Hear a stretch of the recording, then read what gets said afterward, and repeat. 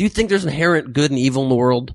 Or is everybody from their perspective doing the right thing? I don't know. I mean, I think what happens is that certain influences take people into an area that they lose themselves.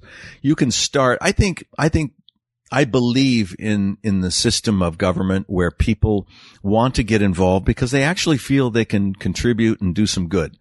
Then they get caught up in the cog of the machine, and you realize, in order for me to get to the place where I can actually do some good, I need to play ball with this guy over here who's got a bridge that I need to support it gets kind of muddy and weird, but I have to sign on or he won't support me. And it's a boys club, and everybody pats each other on the back, and they want to set up an environment where everybody stays in power. And what happens is that power corrupts, absolutely, and absolute power corrupts. And so they get to a position where they enjoy the power and they don't want to lose the power. And that starts, it strokes their ego, and they start to feel, like they're bigger than anything.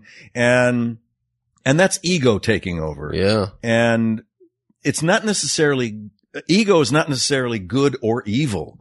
It is in itself an ego, and an ego is in everybody, and it could be used healthily, to motivate yourself. It could be used unhealthily to say, look at me, like a lot of the chest banging athletes that we have today. Like, right. Look what I did. I made a basket. And right. Like, well, good for you.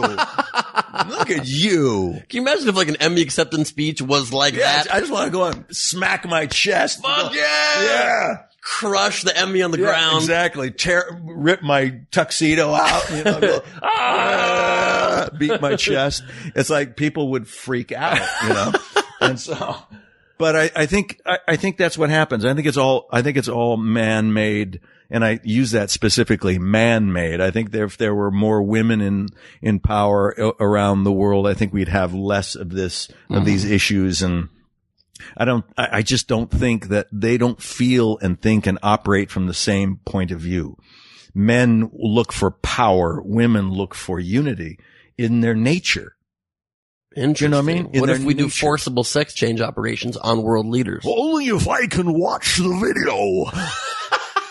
Last week on Earth with Ben Gleib.